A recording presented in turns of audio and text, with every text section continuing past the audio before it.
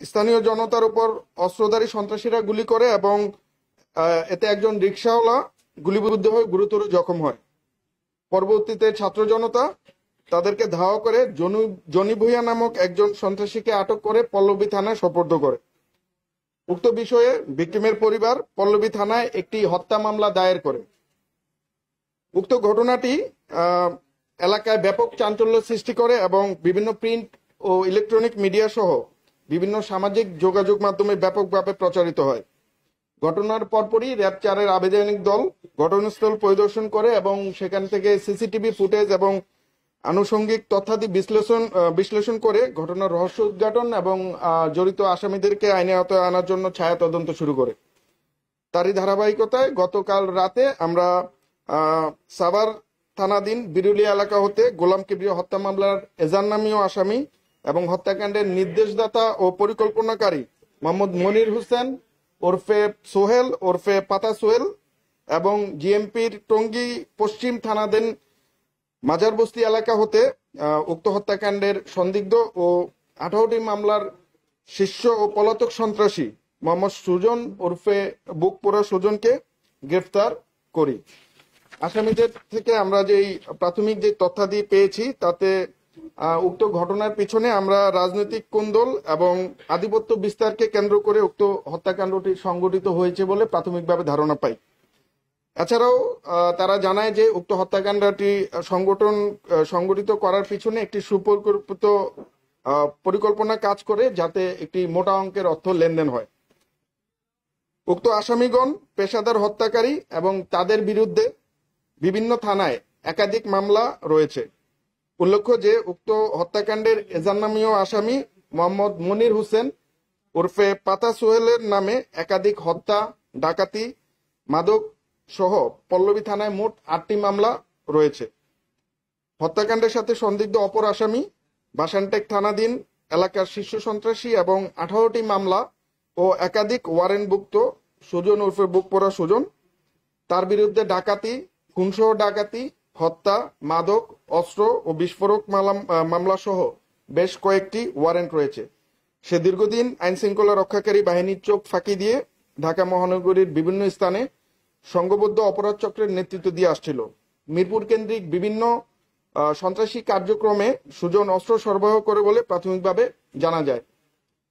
উল্লেখ্য যে গ্রেফতারকৃত আসামিদ্বয় সাম্প্রতিক সময়ে মিরপুর কেন্দ্রিক গড়ে ওঠা 4 স্টার গ্রুপ এর সক্রিয় সদস্য। গ্রেফতারকৃত আসামিদেরকে আইনানুগ ব্যবস্থা গ্রহণের নিমিত্তে সংশ্লিষ্ট থানায় প্রেরণ করা হচ্ছে। এছাড়াও আমাদের অভিযান চলমান। আমরা আশা করি এই ঘটনার সাথে আর যারা সম্পৃক্ত রয়েছেন তাদেরকে খুব শীঘ্রই আইনের আওতায় নিয়ে আসতে পারবো। 4 স্টার গ্রুপে আপনারা যতটুকু আপনারা জানেন যে এখানে 4 স্টার গ্রুপ মিরপুরকে বেসিক্যালি 4টা ভাগে ভাগ করে তারা আধিপত্য বিস্তার করার চেষ্টা করছে।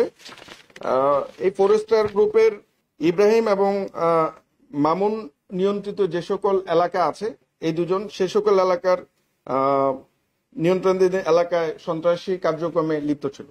সিসিটিভি ক্যামেরাতে আমরা 3 জনকে দেখেছি। 3 জনের মধ্যে একজনকে জনতা তখন তাৎক্ষণিকভাবে ধরে থানায় হস্তান্তর করে। বাকি যেই 2 জন আছে আমরা তাদের বিরুদ্ধে অভিযান অব্যাহত আছে, হয়তো আমরা পেয়ে যাব। আমি এই মুহূর্তে নাম বলছি না, বাট আমরা চেষ্টা অব্যাহত আছে। প্রাথমিকভাবে আমরা যেটা পেয়েছি পাতা সোহেলি তাদেরকে যারা শুটার তাদেরকে অর্থ সরবরাহ করেছিল, বাট পাতা সোহেল আসলে কোন জায়গা থেকে অর্থ পেয়েছে বা কে নির্দেশদাতা এটা এখনো আমরা ক্লিয়ার না। এ ব্যাপারে আরো তদন্তের প্রয়োজন রয়েছে। মোটিভটা আমাদের কাছে প্রাথমিকভাবে যেটা মনে হয়েছে যে এখানে 2টা জিনিস কাজ করেছে। একটা হচ্ছে মিরপুর এলাকা কেন্দ্রিক যে আধিপত্য বিস্তার, সেটা চাঁদাবাজি, মাদক এবং অন্যান্য যে সকল সন্ত্রাসী কার্যক্রম আছে সেটা একটা ব্যাপার। আর দ্বিতীয় হচ্ছে রাজনৈতিক কোন্দল। আপনার যেই নিহত গোলাম কিবরিয়া তিনি যেহেতু একজন সদস্য সচিব ছিলেন এবং বর্তমানে মিরপুর ওই এলাকার রাজনীতিতে তিনি বেশ সক্রিয় ছিলেন। তো এর আগে যাদের সাথে ওনার সখ্যতা ছিল, এই রাজনৈতিক মেরুকরণের পরে সেই সখ্যতাটার এগেনস্টে তিনি কাজ করছিলেন। বেসিক্যালি বিভিন্ন জায়গায় চাঁদাবাজি কিংবা মাদক ব্যবসা এগুলাতে তার সাপোর্ট ছিল না, যতটুকু আমরা জানতে পেরেছি। এই কারণেই হয়তো এই ঘটনাটা সংঘটিত হতে পারে বলে আমরা প্রাথমিকভাবে ধারণা করছি। আন্ডারওয়ার্ল্ডের কানেকশন ভাইয়া থাকতে পারে, এটা আসলে এই মুহূর্তে আমরা তো অভিযানটা চলমান, তো আমরা যখন আসলে সবাইকে পাবো তখন হয়তো আরো সূত্রগুলো এক করে আমরা একটা ক্লিয়ার তথ্য দিতে পারবো। বাট এখন পর্যন্ত আমরা আপনার পাতা সোহেল এটাকে অ্যারেঞ্জ করেছে, এই পর্যন্ত আমরা তথ্য কালেক্ট করতে পেরেছি। পোস্টার হচ্ছে বর্তমান সাম্প্রতিক সময়ে মিরপুরে যে সকল সন্ত্রাসী কার্যক্রমগুলো হচ্ছে, আমরা গোয়েন্দা তথ্যের মাধ্যমে যেটা দেখেছি, এখানে ফোরেস্টার নামক মানে 4 জন স্টার, সন্ত্রাসী মামুন, কিলার ইব্রাহিম, সন্ত্রাসী শাহাদাত, সন্ত্রাসী মুক্তার, এদের ছত্রছায়ায় কিংবা এদের মানে এদের নির্দেশে মিরপুরের বিভিন্ন এলাকায় বিভিন্ন সময় যে সকল অরাজকতা বা সন্ত্রাসী কার্যক্রম গুলা করা হয়, তাদের একটা মদত রয়েছে বলে আমরা জানতে পেরেছি। অস্ত্র এখনো আমরা উদ্ধার করতে পারি নাই, আমরা আশা করি আমরা শুটার 2 জনকে পেলে অস্ত্রগুলা হয়তো আমরা পাবো। অবৈধ অস্ত্র উদ্ধারে আসলে আমরা প্রতিদিনই আপনার কাজ করে যাচ্ছি, বাট আপনারা জানেন যে এই মুহূর্তে